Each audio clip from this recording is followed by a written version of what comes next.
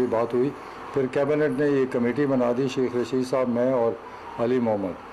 फिर उसके जब हमारी डिस्कशन होती रही तो कुछ ऐसे पॉइंट्स थे जिससे हम बिल्कुल एग्री कर गए, जिसमें अपग्रेडेशन है और दो तीन क्लॉजेज़ हैं। लेकिन बात आई जहाँ पर इनकी तनख्वाहों का डिफरेंस है। हमने कैलकुलेशन की कि सारे फेडरल गवर्नमेंट एम्प्लॉइज़ जितने हैं उनका डिफरेंस जो है वो 60% हैं उन लोगों से जो इनसे तनख्वाहें ज़्यादा।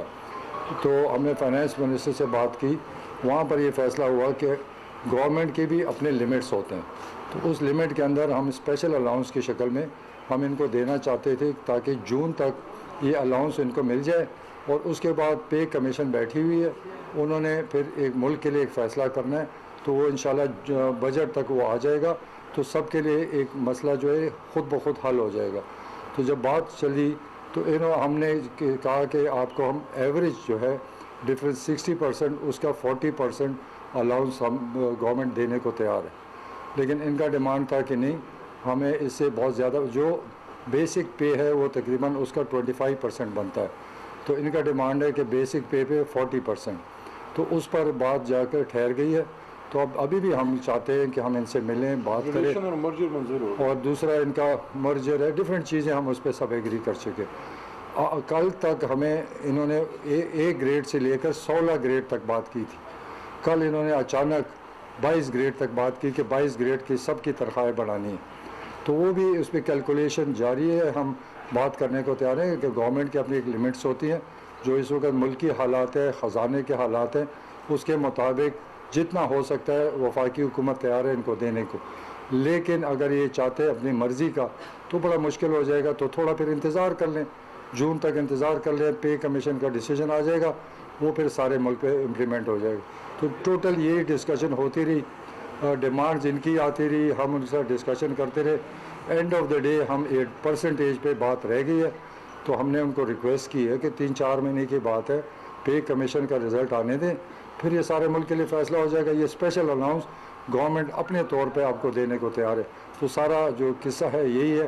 तो हम तो बात करने को फिर भी तैयार हैं, एक लिमिट पे आ जाएं, जो गवर्नमेंट के लिमिट्स है उसके अंदर हम उनको मदद करना चाहते हैं, गवर्नमेंट तैयार है। तो हम फिर इनको रिक्वेस्ट करते हैं, आए बैठे बात कर सकते हैं। जी बहुत शुक्रिया खटक साहब, शेख साहब का भी। इनके साथ इंगेजमेंट हमारी जो प्रोटेस्टर्स हैं, सबसे पहले तो ये कहना चाहता हूँ कि ये रियासत के ज़िम्मेदार लोग हैं, हुकूमत के, रियासत के जो हैं मुलाजिम हैं और हमारे भाई हैं, और इनकी तमाम मसाइल पे जितनी इनको एक फ़िक्र और परेशानी है उससे शायद ज़्यादा अगर नहीं है तो कम हमें भी नहीं है। पहले दिन जब हमारे ये दोस्त आए एहतजाज के लिए, तो डिप्टी स्पीकर कासिम सूरी और मैं हम गए, उनसे मिले, और उसके बाद इस चीज़ को हमने वज़ीर-ए-आज़म साहब के नोटिस में लाए। वज़ीर-ए-आज़म साहब ने फिर इस पर एक हाई पावर्ड कमेटी बनाई, परवेज़ खान खटक साहब को और मुझे और हमारे साथ अरबाब शहजाद साहब को उसमें रखा। हमने इनको इंगेज किया शेख रशीद साहब से पहले, और उसके बाद इनके साथ गुफ्तगू होती रही, और बतदरीज ये बात आगे बढ़ी है। काफ़ी इसमें बैठकें इनके साथ भी हुई, और हमारी इस कमेटी की मीटिंग पे एंड पेंशन कमीशन के साथ भी हुई, क्योंकि ज़ाहिर है जो फाइनेंस के इश्यूज़ हैं वो तो उन्होंने हल करके देने थे। वज़ीर ख़जाना साहब से काफ़ी बैठकें हमारी इस कमेटी की हुई, और उनसे फ़ोन पे भी रब्ता रहा, और कल शाम तक उनसे इस पर रब्ता भी था। बहुत सी चीज़ें वो हल भी हो चुकी हैं, जिसमें अपग्रेडेशन है, जिसमें मर्जर है, सिर्फ ये परसेंटेज पे बात है, और उम्मीद है इंशाल्लाह इनसे हम इंगेज कर रहे हैं, इंशाल्लाह इसका भी हल निकल आएगा। और फिर बाकी का जो है वो बजट में, लेकिन बजट से पहले भी हम इन पे जो 4 महीने हैं वो 4 महीनों के लिए भी जो है कमेटी इस पर राज़ी थी, और वज़ीर ख़जाना साहब से और फाइनेंस मिनिस्ट्री से बात की थी, और ये 4 महीने का भी इनको रिलीफ देने के लिए तैयार हैं। लेकिन कुछ, जिस तरह खटक साहब ने बात की, कुछ लिमिटेशंस हैं, अगर उसका भी हमारी मुलाजमीन ख्याल रख लें और देख लें कि कितनी मुश्किलात में हुकूमत चल रही है, तो इंशाल्लाह हल हो जाएगा। उम्मीद है इंशाल्लाह इंगेज जब करेंगे मज़ीद इंशाल्लाह हल हो जाएगा। दूसरा जो इशू इन्होंने यहाँ पर पैदा हुआ है वो ये है कि सूबाई हुकूमतों के जो मुलाजमीन हैं वो भी यहाँ पर आ गए। हमने उनको कहा कि ये वफाकी हुकूमत के फ़ैसले तो वफा कर सकती है, लेकिन सूबाई मसले जो है सूबाई करती है, क्योंकि 18th अमेंडमेंट के बाद ये इख्तियार हमारे पास नहीं है कि हम सूबों को ऑर्डर करेंगे तनख्वाहें बढ़ा दे, ये इशू सॉल्व कर दे।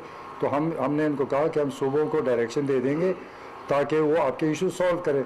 तो अगर सूबाई हुकूमत के इशूज़ पंजाब के, बलूचिस्तान के, KP के, वो यहाँ लेकर हमें कहें कि आप इसको इशू सॉल्व कर दें, तो हमारे लिए नामुमकिन है, वो आइन की खिलाफ वर्जी है जो हम कभी भी नहीं कर सकते। मैं क्योंकि मैं 15 मिनट से ज़्यादा हमारा फंक्शन नहीं होता। शॉर्ट्स SSS का मैं लीडर हूँ, शॉर्ट स्वीट एंड स्मार्ट, कि ये 22 ग्रेड की बात नहीं हुई थी, 16 ग्रेड पे बात हुई थी और ये 16 ग्रेड के लोग ही इhtजाज कर रहे हैं। लेकिन हमें शक था कि ये 22 ग्रेड वाले भी इनके पीछे इनमें शामिल हैं। सो हमने जो 60 का 40% और टोटल का 25% इनसे तय किया था। हमने मीडिया को भी बुलाया हुआ था। सेकेंडली जो इम्पोर्टेंट बात थी कि भाई हम इनके साथ, इन्होंने कहा पे एंड पेंशन तक हमें ये सहूलत चाहिए और ये हम इनको टोटल 24, परवेज खटक साहब ने कहा मैं 25% कह देता हूँ, 25% तक तैयार है।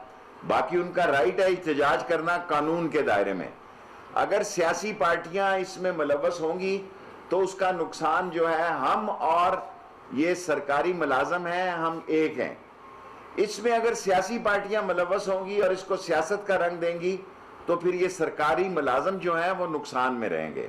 मैं नहीं चाहता कि सरकारी मुलाजम जो हैं वो नुकसान में रहे। ये इनका हक है। पिछले 5 महीने से ये टीम जो है ये इनसे मुज़ाकरात कर रही है। 3 बातें बड़ी वाज़ेह हैं और हमने 5 मीटिंग की हैं फिनांस मिनिस्ट्री से भी, प्राइम मिनिस्टर साहब से भी मैंने रात 2 दफ़ा फ़ोन पे बात की है। नंबर 1, हम 1 से 16 ग्रेड में करने के लिए नोटिफिकेशन जिस वक्त ये कहेंगे करने के लिए तैयार हैं। कैबिनेट से भी मंगल के दिन अप्रूव करा देंगे। नंबर 2, जैसा परवेज खटक ने कहा, सूबों से हमारा कोई तल्लक नहीं, हम कहेंगे कि इनकी बात सुनी जाए। नंबर 3, टोटल जो डिफरेंस है 60% का, उसका 40% फिल फॉर इजाफा करें, जो कि टोटल का 24 बनता है। मैंने 25 का ऐलान कर दिया है। और एक गुजारिश की है, पिम्स वालों का मैं मशकूर हूँ, उन्होंने अपनी स्ट्राइक ख़त्म कर दी है। जो एजुकेशन वाले हैं उनका मसला कोर्ट का मसला है, उनका मसला हमारे मरकज़ से नहीं है।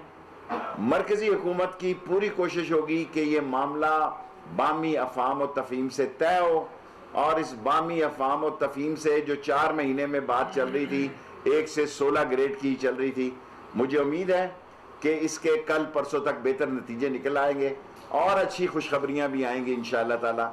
हम मज़दूरों के साथ चलना चाहते हैं, मज़दूरों को साथ देकर चलना चाहते हैं और मज़दूरों से ये तोक़े करते हैं कि उनकी जिद्दोजहद में किसी सियासी पार्टी की कोई सियासत मुलव्वस नहीं होगी। क्वेश्चन शेख साहब 26 मार्च को पीडीएम ने जो है वो कॉल दे रखी है, इसकी उसके लिए हुकूमत की क्या? हम तैयार हैं बिल्कुल। जिस तरह इलेक्शन कमीशन में वो आए, हमने उनका बामी अफाम उनको गाड़ियों तक को आने दिया।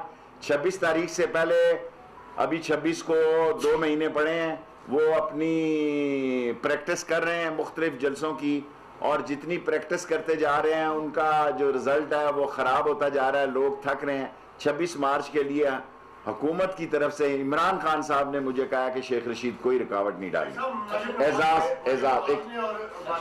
एक एजाज सैयद। अच्छा शेख साहब ये बताइए कि परवेज खटक साहब, आप भी और मोहम्मद अली साहब, कि अभी क्या छोटे सवाल करें।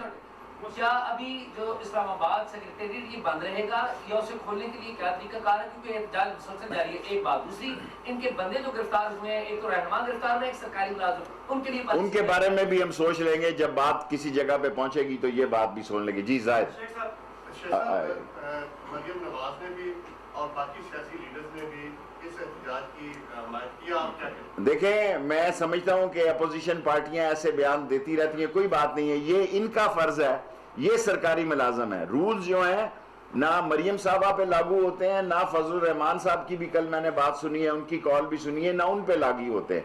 जो सरकारी मुलाजम है वो रूल की जद में आता है और रूल की जद में अगर वो रूल की जद से बाहर खेलता है तो उसकी नौकरी भी उसकी जद में आती है और उसके सारे मामलात भी आते हैं। अपने हकूक के लिए सरकारी मुलाजमीन लड़े, ये काबिल एहतराम है। जब इसमें सियासत मुलव्वस हुई तो फिर नुकसान सरकारी मुलाजमीन का होगा। दिया साहब ये बताइएगा कि अबैदुल्लाह मायार ने ये आप पर इल्जाम लगाया है कि आपने कहा था कि पैसे लें और पीपल्स पार्टी को वोट बेचें, इसमें कितनी हकीकत है? ये बड़े मज़े की बात है कि वोट भी हमारे बिके, 17 वोट हमारे बिके, हमने उनको पार्टी से निकाला और अबैदुल्लाह मायार कहता है कि हमने उसको पैसे दिए। तो अगर हम उसको मैं उनको पैसे देता तो वोट कहीं और कैसे? कहा था कि पैसे लें, मैंने कभी नहीं कहा, ना मैं कहूँगा, क्योंकि हमारे अपने पीटीआई के वोटर्स थे, तो मैंने कभी नहीं कहा ये वोट जहाँ बिके और ना वो स्पीकर हाउस है, टोटल झूठ है। इस्लामाबाद में घर है जब चाहे हम आपको बता देंगे। मैं बिल्कुल मौजूद नहीं था वहाँ, उनका लीडर मोहम्मद अली MPA वो मोहम्मद अली शाह वहाँ मौजूद थे, वो आइडेंटिफाई कर रहे थे और उनके थ्रू सारा मामला हुआ था।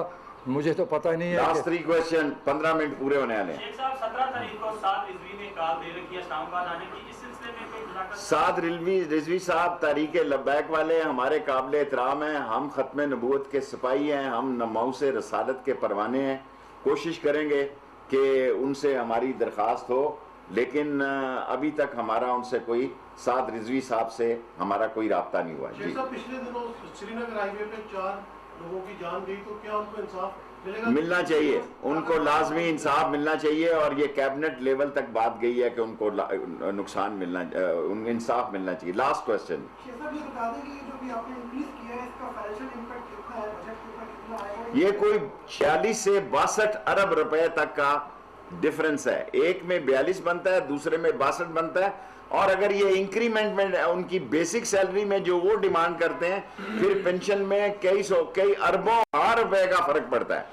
2 फर्क है बड़ी, ये क्या कि मैं बात खत्म करना चाहता हूं। नंबर ये, हमारे साथ उनका मामला तय है 1 से 16 का, और यकीनन अब ये बात वाजे हो गई है कि अफसर इनके पीछे थे। अच्छी बात है, उनका भी हक है, उनकी भी तनख्वाहें बढ़नी चाहिए। नंबर 2, हमने ये कहा कि एवरेज इनका डिफरेंस है, हाईएस्ट सैलरी की जो 22 अदारे हैं उनसे 60% का, इसमें 40% देते हैं, और 40% का मतलब है कि 24 की बजाय 25% देते हैं। नंबर 3, सूबों को कहने के लिए तैयार हैं कि इनकी बात सुने, अगर जरूरत पड़ी मैं और